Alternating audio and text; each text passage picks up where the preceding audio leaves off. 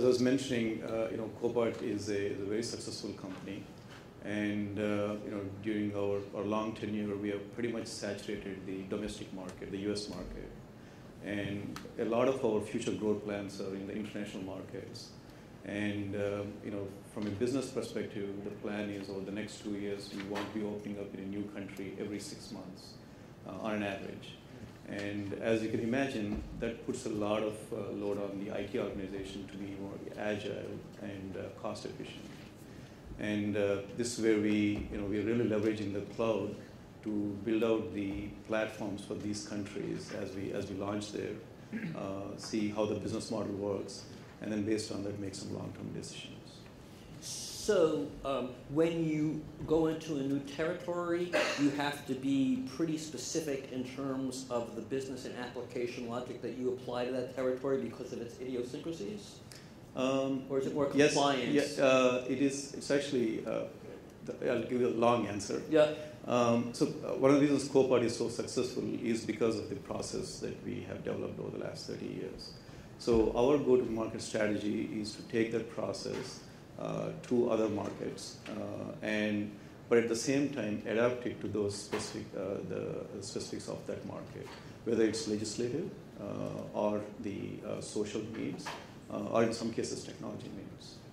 So, for example, you were going into a country like Germany. So, the way they move vehicles is very different from the United States in terms of the involvement of, I know, how many people have totaled a car lately?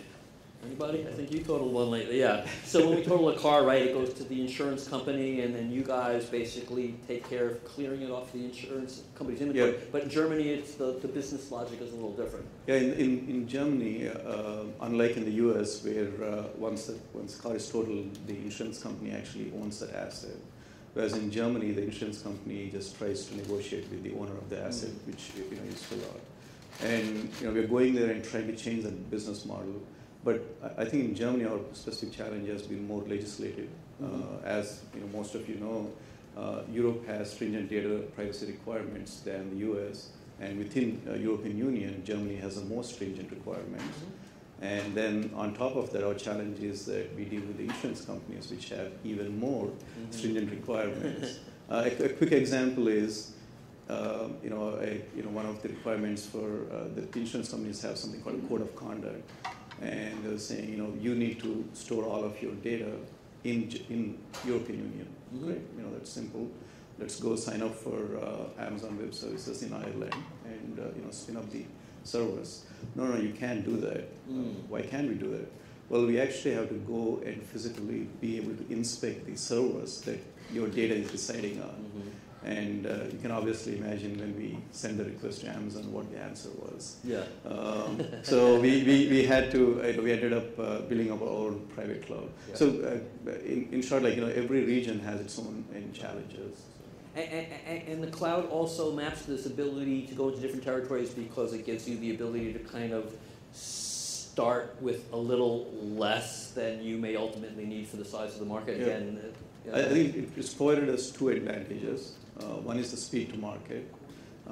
The other one is whenever we go into a new market, it's a risk, it's a business. We are placing a bet that we will be successful here, but we want to minimize that risk by spending as little as possible. Right. And so it reduces our capital, upfront capital that we have to put in to build out that infrastructure. Gotcha. So it's a way of, we think about, as a lot of us think about, the first thing we put up in the cloud is actually we do test and QA on application development, and to some extent you're doing test and QA on the actual business on itself. The business model itself. Yeah, so that's an interesting way to think about how you're using cloud.